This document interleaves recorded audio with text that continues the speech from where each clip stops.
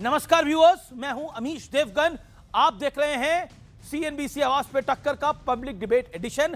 और आज के सीएनबीसी आवाज के पब्लिक डिबेट एडिशन में हम सीधे तौर पर बात करेंगे सियासत क्यों गरम है, धरने के नाम पर, वंदे मातरम के नाम पर, छात्रों के नाम पर क्यों गरम है।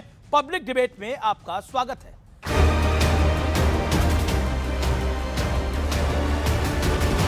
दुर्भाग्य की बात है कि आजादी के बाद भी, देश के टुकड़े होने के बाद भी वंदे मातरम को कभी मन से स्वीकारा नहीं गया। वंदे मातरम पर कांग्रेस बुरी तरह घिर रही थी। इसी बीच राहुल गांधी एक बार फिर छात्रों का मुद्दा उठाकर धरना पॉलिटिक्स पर लौट आए। आज राहुल गांधी पैलेट गन पीड़ित साहिल के साथ दिल्ली के संसद मार्ग थाने पहुंचे और मांग करने लगे कि जंतर मंतर आंदोलन में पैलेट गन के इस्तेमाल पर एफआईआर दर्ज की जाए। इसी मांग के साथ वो धरने पर भी बैठ गए।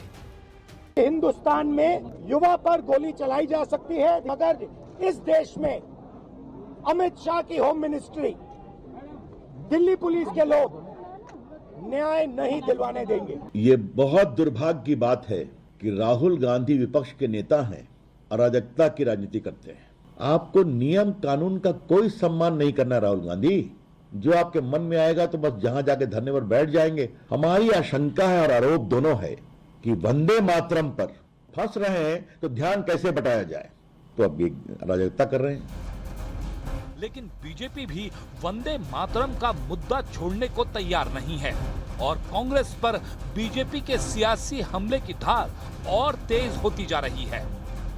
यदि राष्ट्रगीत का सम्मान करने से कोई मना करता है तो उसकी देशभक्ति पर भी सवालिया निशान स्वाभाविक रूप से लग जाता है। वंदे मातरम के मुद्दे पर जानी मानी एक्ट्रेस शर्मिला टैगोर ने भी अपनी बात रखी है। वंदे मातरम के जो स्टैंजा है वो वंदना करते हैं मेनी गॉड्स। जो एक रिलीजन में विश्वास करते हैं उनके लिए मुश्किल है कहना कि वंदे काली, वंदे दुर्गा, वंदे, मुश्किल है।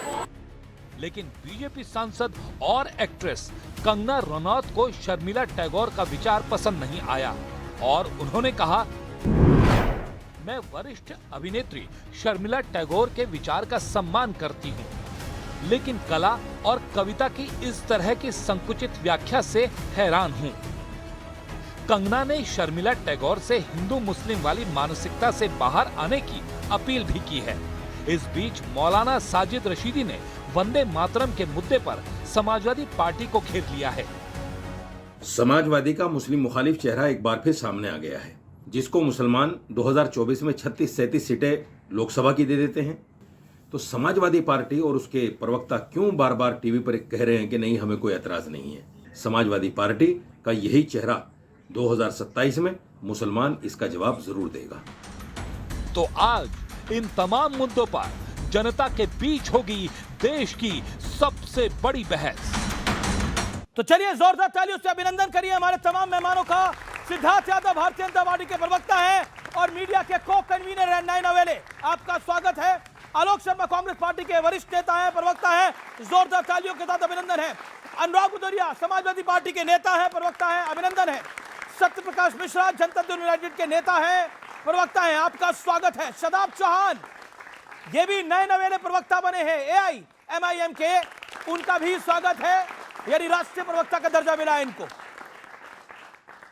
आप तमाम लोगों का स्वागत है इस चर्चा के अंदर। लेकिन बहस का एजेंडा, क्या जिन्ना वाला वंदे मातरम पसंद है, बंकिम दा वाला नहीं? तुष्टीकरण के लिए राष्ट्रगीत का बंटवारा क्या कबूल है? और संसद में पास कानून का विरोध लोकतंत्र के खिलाफ नहीं है? चौथा बड़ा मुद्दा, छात्रों के मुद्दों से ध्यान भटकाने के लिए बीजेपी वंदे मातरम का मुद्दा उठा रही है। पांचवा बड़ा मुद्दा, राहुल गांधी की धरना पॉलिटिक्स से कांग्रेस का कमबैक उत्तर प्रदेश में क्या हो पाएगा, पंजाब में क्या हो पाएगा, यह बड़ा सवाल है क्या जो धरना पॉलिटिक्स करी जा रही है। तो स्वागत है एक बार फिर आपका। जनता जनार्दन के लिए जोरदार तालियां। इस चर्चा की शुरुआत करते हैं सिद्धार्थ यादव से, आपसे। सिद्धार्थ यादव, क्या आपको लगता है कि जिस तरह से बीजेपी आरोप लगा रही है कि वंदे मातरम का मुद्दे को छुपाने के लिए कांग्रेस और राहुल गांधी ये खेल खेल रहे हैं, कांग्रेस कह रही है कि वंदे मातरम की आड़ में आप छात्रों के मुद्दे को दबाने की कोशिश कर रहे हैं और राहुल गांधी एक बब्बर शेर है और मब्बर शेर के आगे बीजेपी मिमिया रही है। देखिए अमीश जी, सबसे पहले राहुल गांधी से ही बात शुरू कर लेते हैं। आज थाने पर जाने की आवश्यकता क्या है? जो लोग इतने बड़े बड़े वकीलों को अपने पास अपनी कोठरी में रखते हो कि कुछ भी हो जाए उसके बाद तुरंत सुप्रीम कोर्ट पहुंच जाते हो, जो मामला ऑलरेडी सुप्रीम कोर्ट सुन रहा हो उसमें थाने में जाकर धरने में बैठ गए ये बोल करके कि एफआईआर नहीं हो रही। अरे एफआईआर के लिए तो आप मजिस्ट्रेट के पास जा सकते हैं तुरंत, तो क्यों जाना पड़ा? ये मीडिया थिएट्रिक्स क्यों हो रहा है आज? क्यों, जब 3 दिन से देश प्रश्न पूछ रहा है कि जिस देश के अंदर राष्ट्रगीत सुरक्षित नहीं है, जिस देश के अंदर देश की सबसे पुरानी अपने आप को बताने वाली पार्टी राष्ट्रगीत पर फिर से विभाजन वाली सोच अपना रही है, तो यह मीडिया थिएट्रिक्स की आवश्यकता क्यों पड़ी अमीश जी? यह है प्रश्न आज, यह और कुछ नहीं है। अगर वास्तव में न्याय की बात होती तो क्या झारखंड के जिन छात्रों पर पैलेट गन या छात्रों के ऊपर जिन पे टियर गैस, लाठी, डंडा, वाटर कैनन मारा गया था, उनके लिए राहुल गांधी नहीं बोल पाए, एक प्रश्न नहीं बोल पाए? जिन छात्रों पर केरल में विधानसभा के बाहर बैठे हुए वाटर कैनन यहां मारा गया, क्या उन छात्रों को दर्द नहीं होता?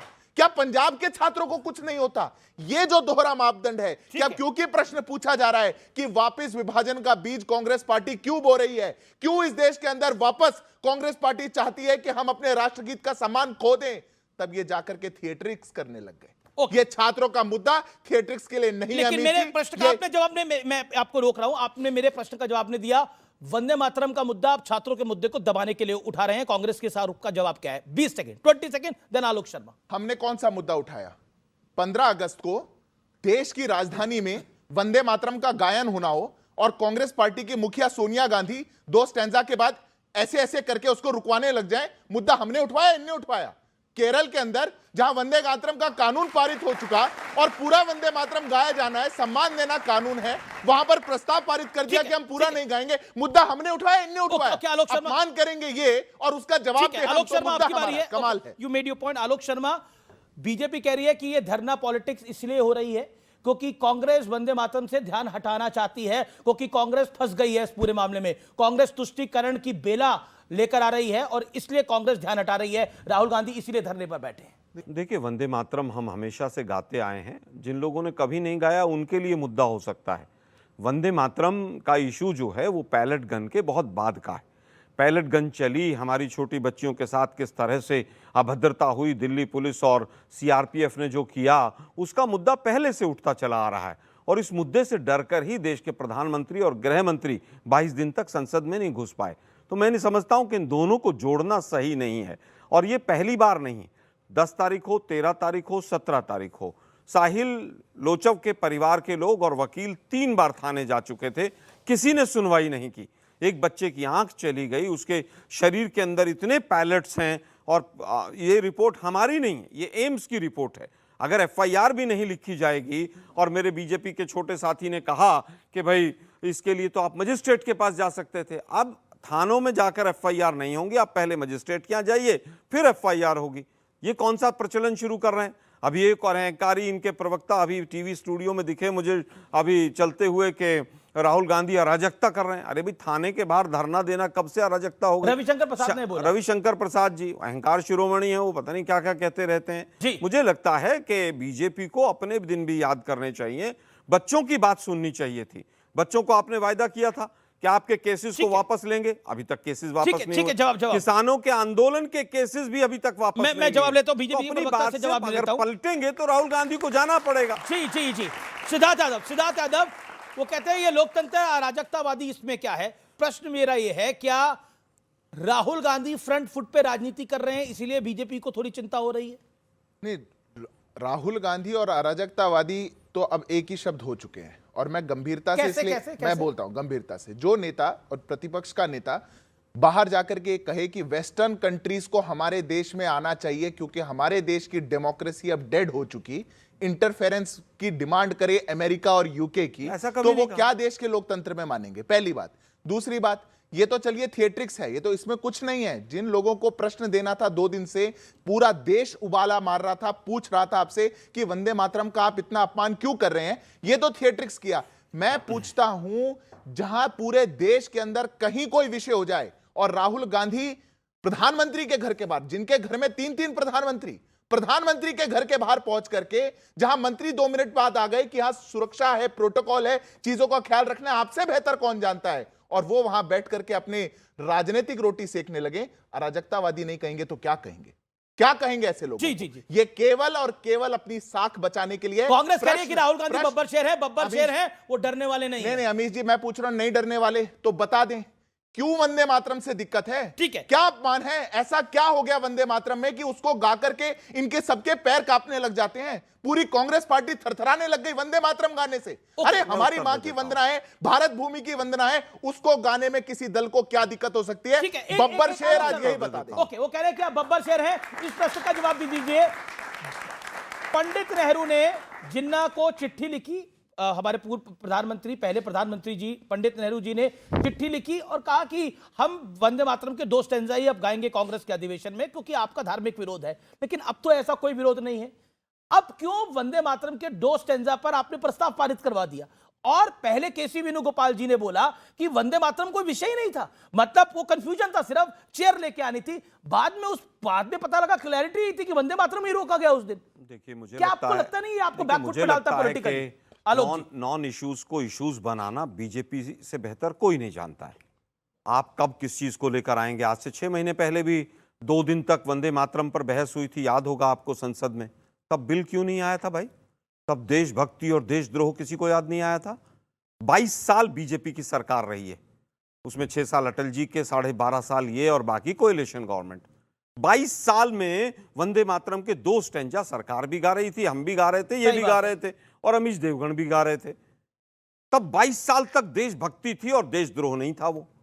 क्योंकि अब बच्चों के ध्यान भटकाना है पेपर लीक से, मिड डे मील में क्या हो रहा है, स्कूलों की छत गिर रही हैं, बेरोजगारी चरम पर है, किस तरह से पैलेट गन से ध्यान भटकाया जाए, AK-47 से कैसे ध्यान भटकाया जाए।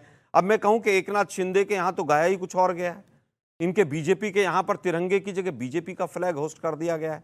मोदी जी रशिया में राष्ट्रगान गाते गाते चल दिए, तो क्या इनके सबके ऊपर FIR हो जानी चाहिए? नहीं, एक सेकंड, मैं एक मिनट सुनो ना भाई। आपने 1.5 मिनट बोला, मेरा काउंटर प्रश्न। एक सेकंड सिद्धार्थ यादव, एक सेकंड मैं आपको मौका दूंगा। लेकिन अगर वंदे मातरम के 6 स्टैंजा गा लेंगे तो क्या चला जाएगा? पहले तो हम गाते ही थे ना। मैं फिर कहूंगा, 1936 से पहले तो कांग्रेस के अधिवेशन में गाया जाता था। 1936 से पहले तो कांग्रेस के अधिवेशन में गाया जाता था। कौन गाता था? पंडित नेहरू, महात्मा गांधी भी कांग्रेस गाती थी ना जी, देश गाता था पूरा। सुनिए ना भाई जी, RSS ने आज तक 6 स्टैंजा गाए कभी? हाँ या ना में उत्तर दे दो मुझे। RSS तो पूरा गाती है। अरे भाई, पूरा ही गा रहे हैं। अपना ध्वज गीत गाते हैं वो। कमाल। अरे अपना ध्वज गीत गाते हैं, वो तो उनकी प्रार्थना है। सुनिए ना भाई, वो उनकी प्रार्थना है। अरे सुन तो लीजिए भाई, सदावत चले मातृभूमि। अरे सुन तो लीजिए। 6 के 6 स्टैंजा अगर मोहन भागवत ने गाए तो मुझे वीडियो दिखा दीजिए।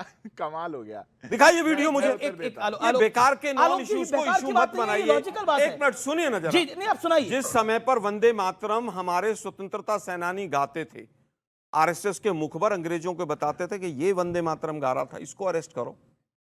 तमाम केसेस अरेस्ट कराए गए। 52 साल तक तिरंगा नहीं फहराया। 3 रंग अशुभ होते हैं। ये किसका कहना था भाई? RSS का कहना था कि नहीं कहना था? मैं तो कहता हूं इन चीजों पर चलिए, आप कह रहे हैं RSS गलत कर रही थी, वंदे मातरम पे आप क्यों कर रहे हैं? जी, मेरा फिर कहना है कि इन पे खूब डिस्कशन होनी चाहिए। ये लोग एक्सपोज हो रहे हैं और पूरी तरह से एक्सपोज हो रहे हैं। पूरा देश जान रहा है कि केवल गाने से क्या होगा भाई। मलयज शीतलाम, वो कह रहे हैं कि बहुत सुंदर पवन चलनी चाहिए, हमारे खेत हरे भरे होने चाहिए, हमारे फल लगने चाहिए, किसान समृद्ध होना चाहिए, हमारी माँ जो है भूमि वो पूरा अन्न उपजाए। आज हालत यह कि 700 किसान शहीद हो गए। एक महीने देश की राजधानी मलयज शीतलाम, मतलब अच्छी हवा पवन चलनी चाहिए। एक महीने स्कूल बंद करने पड़ रहे हैं। इस लॉजिक से तो केवल गा लीजिए आप। वापस आता हूं अमन जी। नहीं, अब आपने बोला, अब सिद्धार्थ, अब मैं आपको मौका दे रहा हूं। अनुराग भदौरिया, बिल्कुल, हाँ बिल्कुल, मैं छोटा ही उत्तर दे रहा हूं। 40 सेकंड। कर्नाटक के अंदर 1200 किसानों ने आत्महत्या कर ली, तो अब क्या वंदे मातरम नहीं गाएं? इनकी सरकार है वहां। ये क्या लॉजिक हुआ? ये क्या आर्ग्यूमेंट है? वंदे मातरम राष्ट्रगीत है हमारा। हमारे संविधान में लिखा है आर्टिकल 52 के अंदर कि जो हमारे स्वतंत्रता संग्राम में जिन सिंबल्स को लेकर के हमारे स्वतंत्रता सेनानी लड़े, हमारा सबका कर्तव्य है हम उनका सम्मान करें। संविधान में लिखा है।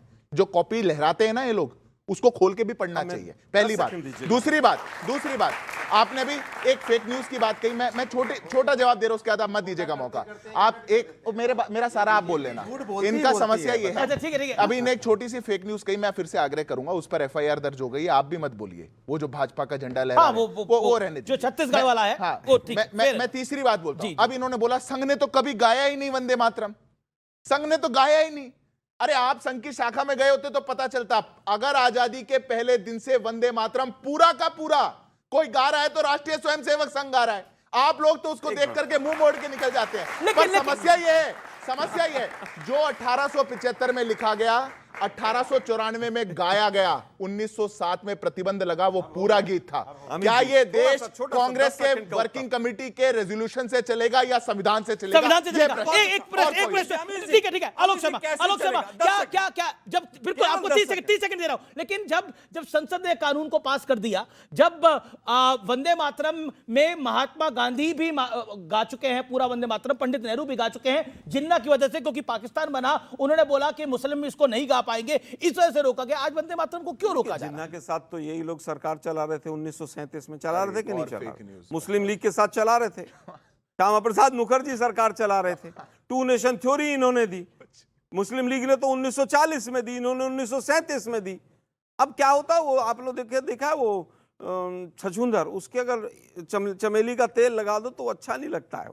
इसीलिए बीजेपी और RSS के लोगों पे राष्ट्रभक्ति और ये सब जो है ना, ये अच्छा नहीं लगता इनके मुंह से शब्द। आप लोग भी कभी छछूंदर ले आते हैं, कभी कोलगेट ले आते हैं। सुनिए ना प्रभु, अब एक बात बताइए, हम राष्ट्रपिता की बात को माने या जय शाह के पिता की बात को माने? बच्चे बता दें मुझे कि राष्ट्रपिता ने बोला था कि 2 स्टंजा ही गाने चाहिए। राष्ट्रपिता क्या उस CWC में थे कि नहीं? एक मिनट, अरे भाई एक मिनट प्रभु, एक मिनट।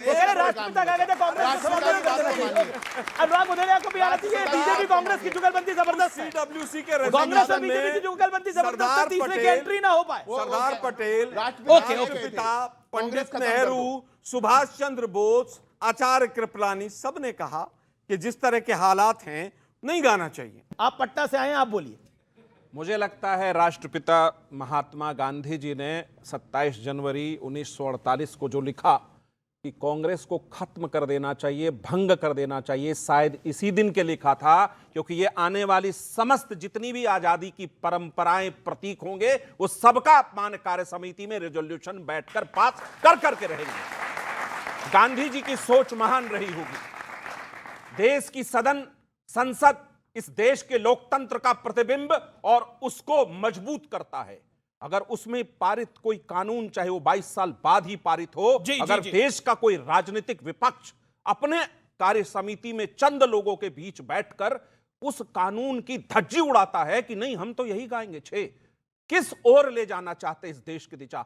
अव्वल अर्ध सत्य तो यह है कि यह कह रहे कि नहीं उसके बाद सब गाते थे। 6 स्टेंजा भी कांग्रेस को आज चुनौती देता हूं कि अपने यहां के जितने वो तुष्टीकरण वाले हैं इकट्ठा करिए, वो 6 स्टेंजा गाकर दिखाइए इस देश में।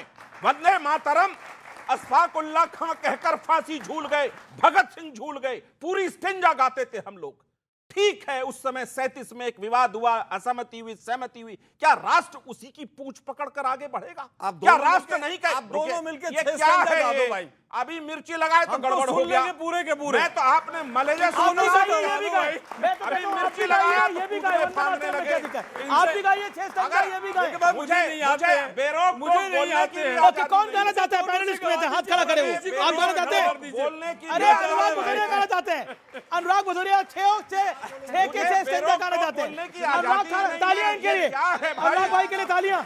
बोलिए। पूरी बात बोलना, अरे मैं अपनी पूरी बात कहना चाहता हूँ, मुझे बात कहने दीजिए। वो छोड़िए, माइक मुझे दे जाइए। सबने बोला नहीं, सबने बोला मेरे समय नाटक से हो गया। सबको बोलना। अनुराग जी की बारी है। अनुराग जी अब आप यार नाटक नहीं छोड़ दीजिए, इनसे तीसरा गवाइए दोनों। अच्छा ठीक है, ठीक गवाते हैं। अमित जी गाइए दोनों में, माफी मांगेंगे अगर मैं पूरा वंदे मातरम गा दूंगा। अब तो गाइए ना, करना होगा। आपकी तरह मूर्खों की जमात हो जाए सर, हो जाए। आपकी तरह मूर्खों की जमात नहीं है। सुन लीजिए, जहां से नहीं, मूर्ख नहीं, क्यों चुनौती खरीदेगा कोई व्यक्ति? कांग्रेस की मूर्खों की जमात नहीं है आप। कोटि कंठ कल कल निनाद कराले, कोटि कोटि पुजार थर करवाले, बाहुबले के मां बोले। भाई ये गड़बड़ क्यों कर रहे हैं आप बीच में? ये डिस्टर्ब उस समय भी बोल रहे हैं। वंदे मातरम का गा रहे हैं। ये क्या वंदे मातरम का गा रहे हैं। उन्होंने कहा बीच से गाइए। गाइए गाइए। अच्छा नहीं छठे पर बीच से मत गाइए। जिसने मेरा निवेदन है 6 के 6 सुनाइए आप जरा। वंदे मातरम सुनाइए जरा। वंदे मातरम राष्ट्रगीत सुनाइए जरा। माफी मांगेंगे? मैं किस लिए माफी मांगूंगा? वंदे मातरम सुनाइए जरा। मैं अनुराग भदौरिया आपका रुख करता हूं। देखिए राष्ट्रगीत है, उसका सम्मान होना चाहिए। ओके, आप अनुराग अपनी बात रखिए। सियासत गर्म है और यहाँ भी गर्मा गर्मी बहुत हो गई है। नहीं, स्टूडियो में गर्मा गर्मी नहीं होनी चाहिए। हम सब एक हैं, भारतीय हैं। हमारी विचारधारा अलग हो सकती है, लेकिन हमारा मतभेद है, मनभेद नहीं है। लेकिन आप ऐसी बात करने लगते हैं कि मनभेद होना शुरू हो जाए, ये नहीं होना चाहिए। हम तो कहते हैं, सब लोग कहते हैं सुजलाम सुफलाम मलयज शीतलाम सस्य श्यामलम मातरम वंदे मातरम, वंदे मातरम। ये कौन ये गीत गाते गाते कौन फांसी पे लटक गया? शहीद भगत सिंह, अशफाकुल्ला खां, राजगुरु, सुखदेव जी शहीद हो गए। किस लिए?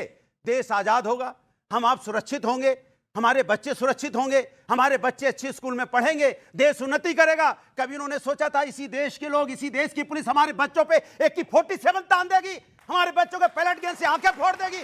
कब सोचा था उन्होंने? अगर उन्होंने ऐसा सोचा होता तो क्या फांसी में लटक जाते? कल की घटना बता दूं, मुरादाबाद के अंदर में एक मोहित जाटव व्यक्ति को, एक नेता था, और दिग्विजय भाटी को थाने में बुला के उसकी आंख में जो मारा गया, अगर आप देख लेंगे ना, शर्म आ जाएगी आपको। ये आंख फोड़ने वाली सरकार है क्या? हर बच्चों की आंखें फोड़ना चाहते हैं आप? ये शर्म की बात है। देश के अंदर में जब मलय सीतराम की बात इन्होंने की, मैं भी कह रहा हूं, शुद्ध हवा की बात की थी। हमारी माता हमें शुद्ध हवा देती है, शुद्ध पानी देती है, शुद्ध फसल होनी चाहिए, हमारा वातावरण अच्छा होना चाहिए। आपने क्या दिया? पानी पी के लोगों की मौतें हो जाती हैं। जहरीली हवा है, AQ कितना हाई होता है देखिए, आप सांसें फूलना शुरू हो जाती हैं। ये आपने दिया है। वंदे मातरम की बात करेंगे लेकिन उसके सार को नहीं अपनाएंगे। देखिए अनुराग, मेरा प्रश्न आपसे ये है, कांग्रेस ने तो स्टैंड लिया कि वो 2 स्टैंजा गाएंगे और 6 स्टैंजा नहीं गाएंगे। आपका स्टैंड कांग्रेस के स्टैंड के साथ मेल खाता है? क्या आप उसके साथ हैं या उसके खिलाफ है? जवाब दीजिए। बात है, अखिलेश जी का क्या स्टैंड है? सुन लीजिए। 2 या 6 पूरी बात कर लूं मैं? एक सेकंड, उनका जवाब आने दीजिए। ऐसे नहीं बोला। नहीं, वो आपके बीच में नहीं बोले, आपके बीच में नहीं बोले। मैंने आपको बोला, हम देश के संविधान और न्यायपालिका को मानने वाले लोग हैं, हम भारतीय जनता पार्टी वाले नहीं हैं। हम कहते हैं कि आप वंदे मातरम सभी गाते हैं, हम लोग तो गाते ही हैं, पूरा गाते हैं, पूरा गाते हैं। मेरी बात, अब बात पूरी होने दीजिए। पूरा गाते हैं ना। उसके बाद कानून क्या आया? कानून की बात कर ले, संविधान को मानने वाले लोग हैं ना। संविधान में है कि भाई जो नहीं गाना चाहता है या नहीं गा रहा है, खड़े होकर सम्मान करेगा। आप मान नहीं कर सकते। मेरी बात सुनने दे, बात बोलो। मैं तो संविधान की बात करता हूं। जो संविधान में मैं मानूंगा, जो कानून में मैं मानूंगा। हम भारतीय जनता पार्टी की तरह नहीं, हम संविधान और कानून को मानने वाले लोग हैं। संविधान और कानून में जो होगा हम उसको मानेंगे। हमने कहा अगर कोई नहीं गा रहा है, कोई व्यक्ति अगर नहीं गाना चाहता है या नहीं गा रहा है, नहीं आता है, लेकिन उसकी जिम्मेदारी बनती है खड़े हो जाइए आप उसका सम्मान कीजिए। ये तो आप कर सकते हैं, लेकिन आप क्या चाहते हैं? आप क्या चाहते हैं? आप इशू बना रहे हैं। आप नहीं, अब तिरंगे को कोई सम्मान नहीं दे रहा, तिरंगे का कोई सम्मान नहीं करा तो कैसे ही आप बात बोलेंगे? तो करता ही हूं। नहीं तो आपकी बात नहीं हो रही ना, मैं आपकी पार्टी की बात कर रहा हूं। यहाँ पर आपकी पार्टी का स्टैंड क्या है? अखिलेश जी का स्टैंड क्या है? अखिलेश जी का, देखिए अनुराग भाई, माता का बच्चा परेशान है, अनुराग भदौरिया आप बदल रहे हैं। अब अनुराग भदौरिया यहाँ भूखे मर रहे हैं, किसान आत्महत्या कर रहा है। ये वंदे मातरम का अनुराग चाहते हैं, लेकिन अब आप गोल पोस्ट बदल रहे हैं बड़ी स्मार्टली को। अनुराग अब जब आप तेज तेज बोलने लगते हैं तो गड़बड़ हो रही है। अनुराग शांति।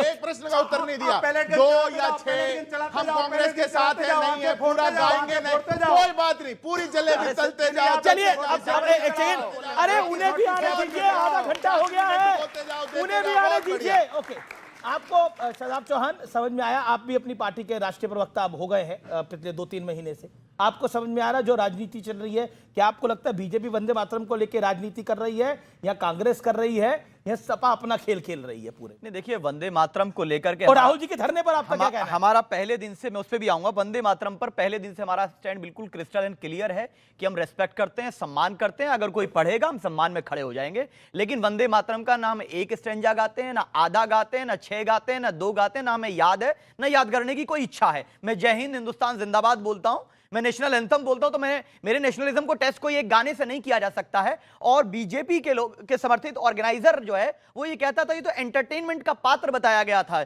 जनगण मनगण को। और कौन सा रेजोल्यूशन है? सबसे बड़ी प्रॉब्लम मुझे बीजेपी से के साथ साथ कांग्रेस और समाजवादी पार्टी से यह है कि ये लोग क्लियर क्यों नहीं कर देते हैं कि भाई जिसको पढ़ना है पढ़े, नहीं पढ़ना है पढ़े। ये कहते हैं हम तो पढ़ते हैं। अरे भाई ये बताइए कि मेरा जो बिलीफ है वो तौहीद मेरे मजहब की बुनियाद है और आर्टिकल 25 उसको प्रोटेक्ट करता है। तो आर्टिकल 25 से बढ़कर के क्या हो जाएगा? देश पहले या मजहब पहले? मेरी दो आंखें दोनों मेरे लिए महत्वपूर्ण है। किसी देश पहले या मजहब पहले? मेरे लिए दोनों महत्वपूर्ण देश ही पहले होगा। मैंने बताया आर्टिकल 25 पहले या 51 पहले, बता दीजिए मुझे। फंडामेंटल राइट, हमारा भारत का संविधान दुर्गा से, देवी से शुरू नहीं होता है, वी द पीपल से शुरू होता है, लिबर्टी ऑफ थॉट है। और भारत की पहचान सुन लीजिए, भारत के अंदर कोई मेजॉरिटी फेथ को मानना नेशनलिज्म नहीं हो सकता। सर 10 सेकंड दीजिए। मेजॉरिटी फेथ को मानना मेरे लिए कंपल्शन नहीं हो सकता। क्या जो नारा लगा करके, नारा तकबीर अल्लाहू अकबर नारा लगा करके कारगिल की लड़ाई जीती गई, तो फिर उसको भी आप सब पे इंपोज करेंगे? जो काले पानी की सजा जो पाए उलमा इकराम, जो जिहाद का फतवा दिया, क्या वो नेशनलिस्ट नहीं रह जाएंगे? मैं सिर्फ इतना कह रहा हूं कि इस मामले में कांग्रेस और सपा को भी क्लियर स्टैंड करना चाहिए। बीजेपी का तो क्लियर है, वो तो ये मानते हैं कि बोलना पड़ेगा, वो तो टेस्ट लेकर बैठे हैं, भले ही उनके पूर्वजों ने नहीं गाया हो। लेकिन आज कांग्रेस और समाजवादी पार्टी, इनके सांसद मैं मोहिबुल्लाह नदवी साहब क्या गाएंगे नहीं गाएंगे मुझे बता दीजिए। और राहुल जी को पैलेट गन की याद आई, उन्हें जाना चाहिए, छात्रों का मसला है। लेकिन 6200 कश्मीरियों पर पैलेट गन का इस्तेमाल हुआ, पत्रकारों पर मीर जावेद, एजारदार, वसीम, इनको भी पैलेट गन का इस्तेमाल हुआ। राहुल गांधी जी कितनी बार गए हैं? हमारे विषय पर नहीं जाएंगे, और जहां जाएंगे फिर तो लाभ पहुंचाएंगे ना उधर। किसको लाभ पहुंचाएंगे राहुल गांधी जी? अगर ऐसे जाएंगे तो बीजेपी का लाभ होगा। जाइए तो सबके लिए जाइए भाई, मेरे लिए भी जाइए, आप कश्मीरियों के भी लिए जाइए। कश्मीरी हमारे हैं, कश्मीर भी हमारा है, कश्मीरी भी हमारे हैं, कश्मीरियत भी हमारी है। जी, राहुल गांधी वो कह रहे जा रहे हैं तो बीजेपी को लाभ कर रहे हैं। देखिए, वो उनकी सोच हो सकती है, उनको लाभ बीजेपी को पहुंचाने की आदत हो गई है, उनको वही दिखाई देता है। आप बताइए कब जा रहे हैं? हर राज्य में जाके चुनाव लड़के कश्मीर की बात कब कर रहे हैं? खैर वापस आता हूं सर 10 सेकंड सुनिए ना भाई, 10 सेकंड आप बोलिएगा 10 सेकंड। इन्होंने मुझे टीम बताया, अभी हमने जुबली हिल्स में टीम बता रहे हैं, बताइए। मैंने टीम शब्द इस्तेमाल नहीं वो कह रहे टीम आपके साथ है, वो कह रहे टीम आपके साथ है। वो कह रहे देखो इन्होंने सरकार आपकी बचाई, इन्होंने जुबली हिल्स में। और अभी मेरी जानकारी ये है कि तेलंगाना के मुख्यमंत्री कहां गए हुए हैं, किसकी बेटी के विवाह में गए हुए हैं विदेश में, ये जानकारी है किसी के पास? बताइए। मैं आपसे सदा किसके विवाह में गए हुए हैं? नहीं, वो पारिवारिक मामला है, वो इनके चीफ मिनिस्टर। पारिवारिक मामला किसका है? ना अब पब्लिक करना पड़ेगा। देखिए मेरे पास भी जानकारी होती है, मैं भी पत्रकार हूं, 26 साल का अनुभव है मेरा। तेलंगाना के सीएम एक शादी में विदेश में है और उनका हक है जाना। और किसकी शादी है मुझे जानकारी है, आपकी पार्टी में किसी विशेष नेता की बेटी की शादी? नहीं, देखिए उसका राजनीति कोई विषय नहीं है। और बिल्कुल नहीं है, संबंध जुबली हिल्स में भी हमने समर्थन किया, यूपीए 1-2 में थे हमारा, कांग्रेस का और हमारा बहुत अच्छा रहा है। लेकिन ये लोग गलत रास्ते पर चले गए। लेकिन रेवंत रेड्डी जी अकबर साहब की बेटी की शादी में गए। ओके टीम, वो कह रहे टीम तो आपके साथ है। बताओ, पारिवारिक सब उसका राजनीति हमारे नहीं, बिल्कुल राजनीतिकरण नहीं, बिल्कुल राजनीतिकरण नहीं। मेरे बीजेपी के अरे छोड़िए ना, छोड़िए ना, मैं तो राजनीतिकरण कर ही नहीं रहा, लेकिन फैक्ट की बात कर रहे हैं। अरे वो चुनाव में भी साथ देते हैं, वो चुनाव में भी साथ देते हैं, अलग बात है। हम सब हिंदुस्तानी एक दूसरे के साथ जाइए, उसमें क्या दिक्कत है? जाइए बिल्कुल जाइए, कोई मना थोड़ी। आपकी शादी होगी तो ये भी आएंगे, और आप बुलाओगे तो आपके यहाँ भी आएंगे। आपकी तो हो चुकी है, माफ करिए, जिसकी होने वाली होगी, मतलब यहाँ पे सबकी हो चुकी है, जिसकी नहीं होगी। अरे बच्चों की होगी तो आएंगे ना। बिल्कुल। ओके आलोक शर्मा जी। खैर, शादी का जिक्र छेड़ के अमीश जी ने अपना लक्ष्य तो पूरा कर ही दिया।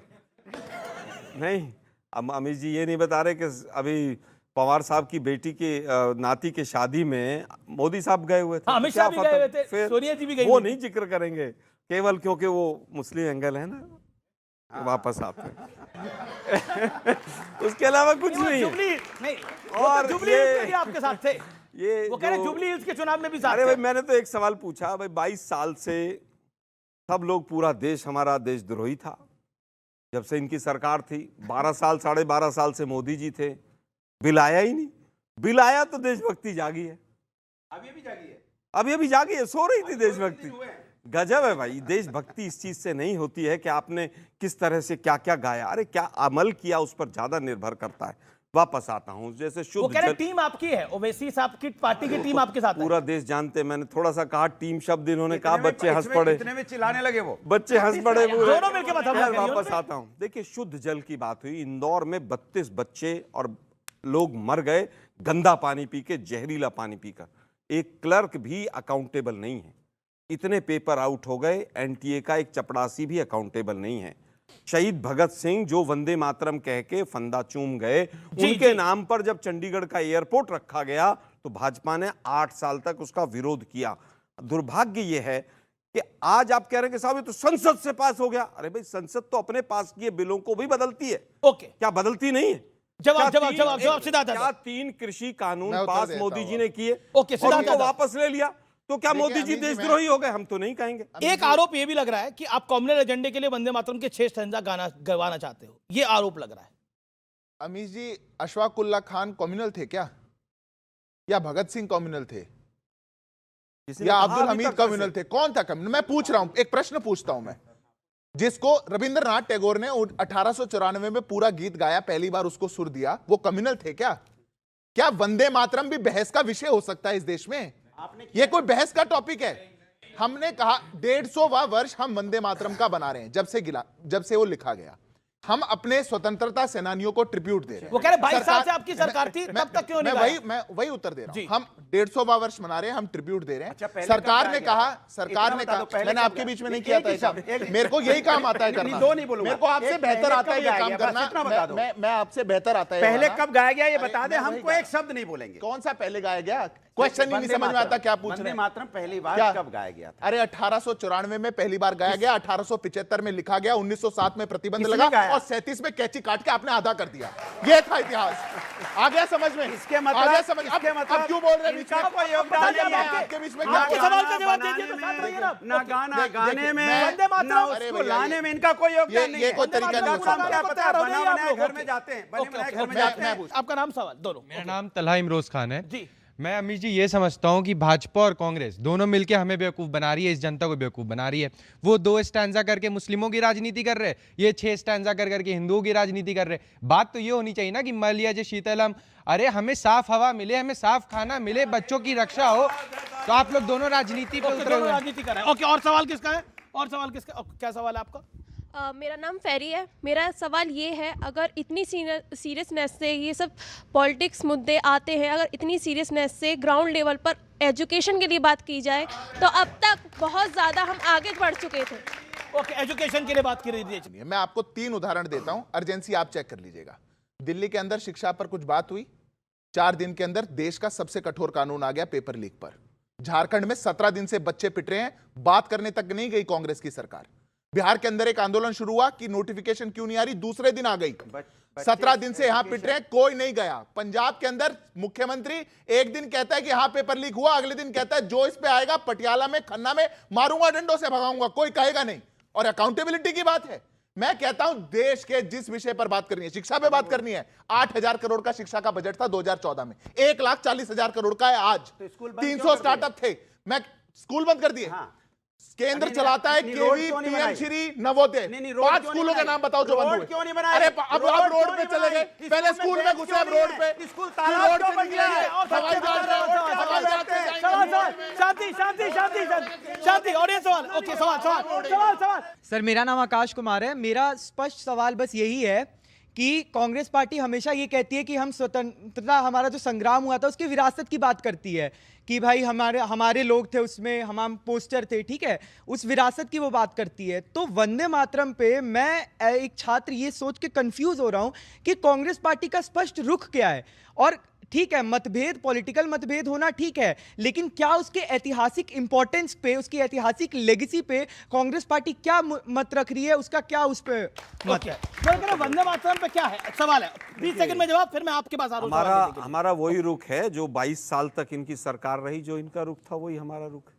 हमारा तो 22 साल तक इन्होंने 2 स्टैंजा गाए थे, तब देशद्रोह नहीं था ये, तब देशभक्ति ना आपकी जागी। 70 सालों से इस देश के अंदर हटा ना। 370 आज भी है, तो हटा दिया गया ना। हटा दिया गया। मुझे ऑर्डिनेंस दिखा दो भाई। मैं मैं फिर कह रहा हूँ अमीश जी, मैं ऑन रिकॉर्ड आपको चैलेंज कर रहा हूँ। सुनिए ना, सुनिए अमित जी, अमित जी सुनिए। आर्टिकल 370 की पावर्स को यूज करते हुए 2 चेंजेस किए। 35 और 370 2 चेंज किए। बिल्कुल बिल्कुल। आज भी वहां ना आप जमीन खरीद सकते हैं ना मैं खरीद सकता हूँ। अरे खरीद सकता हूँ, बता देना। लेकिन इस देश के अंदर देखिए कुछ चीजें थी, इस देश के अंदर 70 सालों से चली आ रही थी। देखिए 370 था, राम मंदिर 500 सालों बाद बना है। होता है ना, देश आगे बढ़ता है, चीजें आगे बढ़ती हैं। जब हम बात करेंगे छात्रों के बारे में, ये पहुंच जाएंगे नीतीश जी के पास। जब हम बात करेंगे छात्रों के अधिकार में, ये पहुंच जाएंगे नीतीश जी के पास। ये गलत है, जब हम बात करेंगे, ये पहुंच जाएंगे वंदे मातरम पर। जब हम वंदे मातरम की बात करेंगे, ये पहुंच जाएंगे अपने हरे कुर्ते पर। इनका पूरा का पूरा लोकतंत्र में इरादा काला है। इनका कोई जनता से लेना देना नहीं। पार्टी खत्म हो गई, ये खत्म हो गए, लेकिन बीजेपी का झंडा उठाए हुए है, शायद कुछ हो जाए। आजादी के प्रतीकों पर, आजादी में जिन्होंने कुर्बानियां दी, जिस बोल पर दी कि वंदे मातरम कहकर फांसी झूले थे, वो स्टेंजा खेल रहे हैं। 6 स्टेंजा काट लो। मैं तो आज भी आपकी पार्टी के तमाम लोगों को चुनौती देता हूं, जिसके चक्कर में 6 स्टेंजा से 2 स्टेंजा कर रहे हो ना, उनसे 2 ही स्टेंजा गवा के दिखा दो, मैं नतमस्तक प्रणाम करूंगा। वंदे मातरम। ओके, आप वंदे मातरम के 2 स्टेंजा गा पाएंगे? नहीं, ना मुझे 2 याद है, ना मुझे 1 याद है, और ना मेरी याद करने की कोई इच्छा है, ना कोई बाध्यता है संविधान में। और मैं जय हिंद बोलता हूं। अब तो पार्लियामेंट ने कानून पास कर दिया है। नहीं, पार्लियामेंट को भी नहीं मानते आप? नहीं, पार्लियामेंट में कोई ऐसा कानून नहीं है। पार्लियामेंट में कोई ऐसा कानून नहीं है कि आपको गाने की बाध्यता है। कोई कानून नहीं है।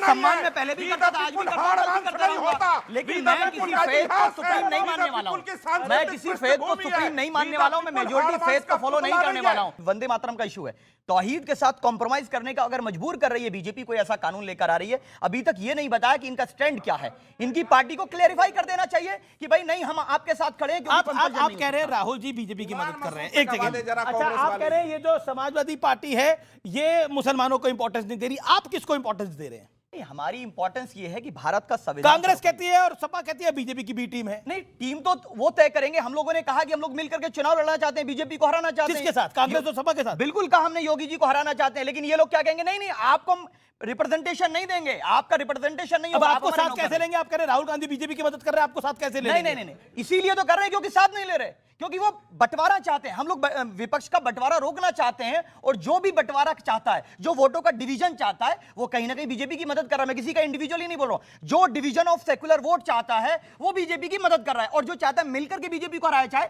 वो चाहता है कि बीजेपी भारत से उत्तर प्रदेश। अच्छा, राहुल गांधी की धरना पॉलिटिक्स से कुछ लाभ होगा ऑपोजिशन को? कोई भी चीज मिलकर के करेंगे तो लाभ होगा, और अहंकार में करेंगे, मुद्दों को विभाजित करने के लिए करेंगे तो हमेशा नुकसान होगा। अगर उस मार्ग पे जाएंगे तो नुकसान होगा। आज स्टैंड क्लियर कर दे कि वो क्या चाहते हैं। अनुराग, एक पॉइंट, और आलोक शर्मा जी आपसे भी ये सवाल। देखिए, इनको आप लोगों ने बिहार में साथ नहीं लिया, बीजेपी की वहां पर सरकार आ गई, तेजस्वी यादव को बड़ा नुकसान हुआ। क्या कहना चाहते हैं? क्या आपको लगता नहीं है ओवैसी के साथ जुबली हिल्स में भी आपकी पार्टनरशिप रही है, पॉलिटिकल पार्टनरशिप, यहाँ पे भी हो सकती है यूपी में? देखिए, मुझे लगता है कि हम तो उस दिन जब मोदी जी के घर के बाहर धरना था तो 2-3 पत्रकार खड़े थे मेरे पीछे, वो पूछ ही रहे थे, बोला ओवैसी आके नहीं बैठे, बाकी तो पूरा विपक्ष आ गया। फिर वो दूसरा कहने लगा भाई साहब मिले हुए हैं इसलिए नहीं आते हो।